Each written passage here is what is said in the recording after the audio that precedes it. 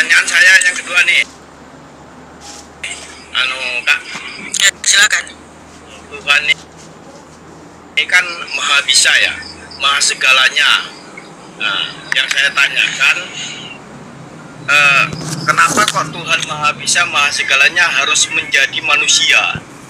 Bukankah manusia itu kan yang menciptakan Tuhan, kan? Kenapa dia harus menjadi manusia? Sedangkan kalau dia mau, itu tanpa harus jadi manusia pun bisa menghancurkan segalanya ataupun bisa membunuh segalanya, kan gitu. Kenapa dia bisa harus menjadi manusia seperti itu? Oke saudaraku, saya akan jawab. Baik, kenapa Tuhan Yesus Kristus harus datang ke dunia, mengambil rupa seorang hamba dan menjadi sama dengan manusia? Tentu ada alasan dan tujuannya. Tujuan Tuhan Yesus datang ke dunia, mengambil rupa seorang hamba dan menjadi sama dengan manusia, yang pertama, untuk mengembalikan manusia ke rancangan semula, yaitu hidup yang kekal.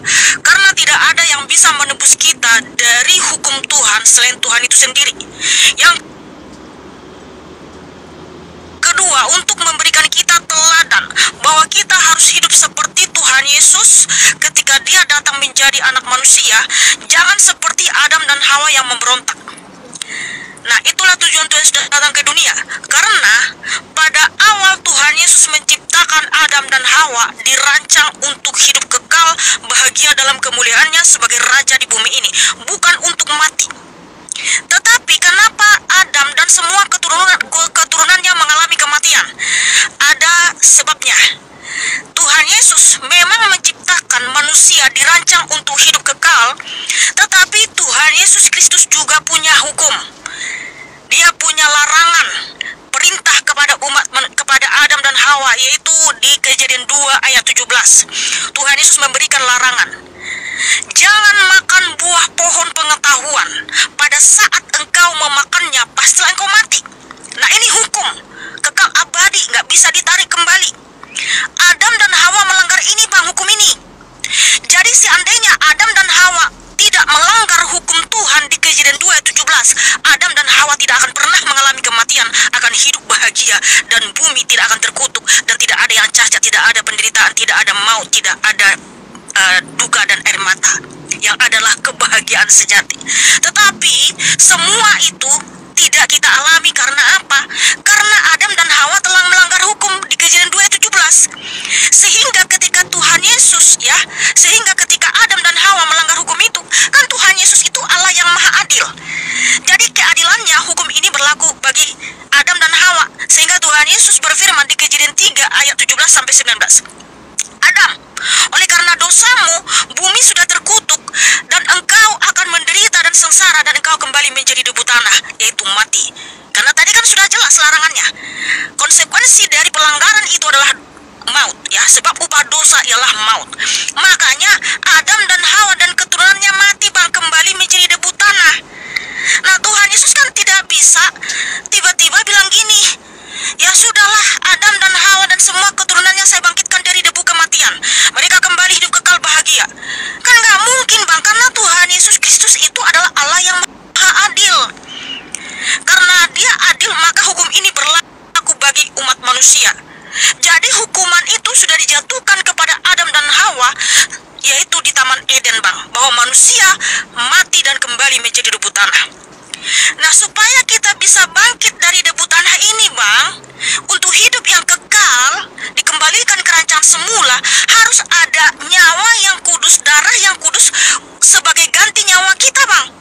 Karena apa? Kata mati di Kejadian 2 ayat 17 itu artinya kita berhutang nyawa kepada Tuhan supaya kita bisa bangkit lagi. Nah, darah siapa yang bisa membangkitkan kita dari debu tanah? Tidak ada, Bang. Sebab firman Tuhan di Roma 3 ayat 23, semua manusia telah berdosa dan telah kehilangan kemuliaan Allah. Nah, lalu siapa yang bisa menebus kita dari hukum Tuhan, saudaraku? Ya, hanya Tuhan itu sendiri. Tuhan ya merancang keselamatan bagi keselamatan umat manusia, karena Tuhan Yesus Kristus tidak menghendaki Adam dan semua keturunannya mati kekal dalam dosa di debu tanah, di Hades, di kerajaan maut, Bang. Sehingga karena Tuhan Yesus juga adalah maha kasih, dia merancang keselamatan, yaitu di Kejadian 3 ayat 15, keturunan perempuan akan meremukkan kepala si ular. Kepala si ular artinya kutuk kematian, Bang.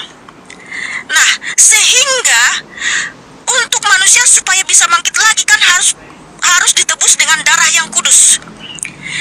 Nah, untuk itulah Tuhan Yesus datang ke dunia. Karena kan Allah itu roh.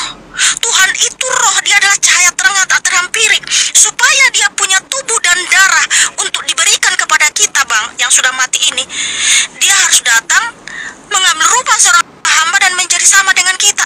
Makanya dia memilih Bunda Maria sebagai wadah kedatangannya. Nah, ketika dia datang ke dunia, dia disalibkan, dia mati dan bangkit pada yang ketiga. Darahnya yang tercurah di atas kayu salib itu telah memberikan kita pengampunan dan keselamatan kekal. Dan terbukti ketika Tuhan Yesus mati, dia bangkit pada yang ketiga. Banyak juga manusia-manusia telah bangkit dari debu kematian, karena Tuhan Yesus telah membebaskan kita dari hukum Tuhan, yaitu hukumnya di Kejadian 2:17, Bang. Nah, itulah harus Tuhan itu yang datang menebus kita, karena hanya darah Tuhanlah yang kudus, yang suci, yang mulia, yang berkuasa, yang bisa membangkitkan kita dari debu kematian, yang memberikan kita pengampunan dan kebangkitan. Makanya Tuhan Yesus menyatakan, bentar dulu, Bang, satu lagi ya, Yohanes 11 ayat 25, akulah kebangkitan dan hidup. Barang siapa percaya kepadaku, ia tetap hidup sekalipun ia mati.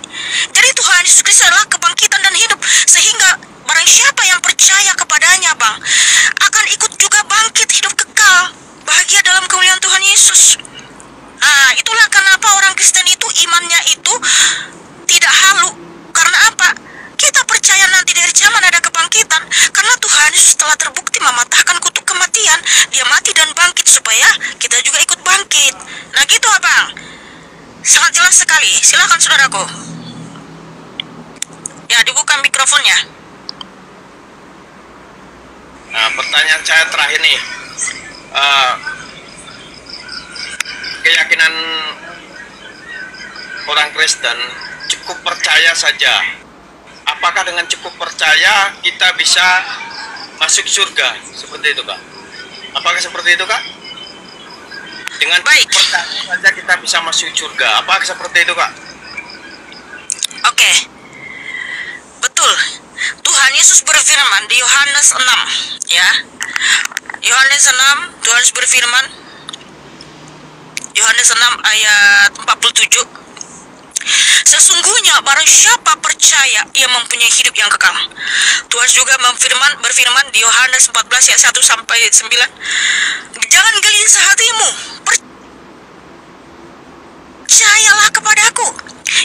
Matius 11 ayat 28, marilah kepadaku, hai kamu yang letih lesu dan berbeban berat, aku akan memberi kelegaan kepadamu. Jadi Tuhan Yesus selalu mendeklarasikan atau mengajak kita untuk percaya kepadanya, untuk ikut dia dengan sungguh-sungguh, Bang. Nah, percaya itu kita harus percaya baik dengan tindakan dan pikiran.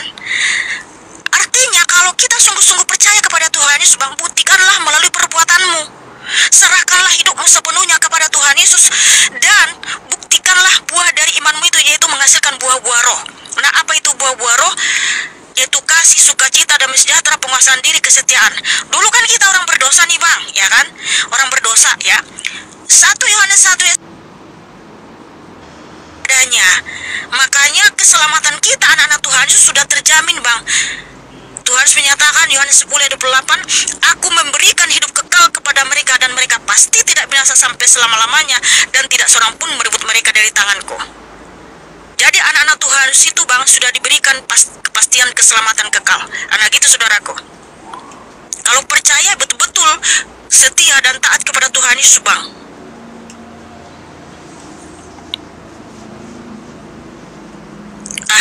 Buka mikrofonnya, Bang. Gak kedengaran suaranya. Ya. Oke, saya tanya itu aja, Kak. Makasih, Kak, ya. Oh ya, makasih Bang Mitro sudah bertanya. Tuhan Yesus Kristus mengasihimu dan memberkatimu, saudaraku. Tepuk tangan buat Mitro yang cakep dan manis.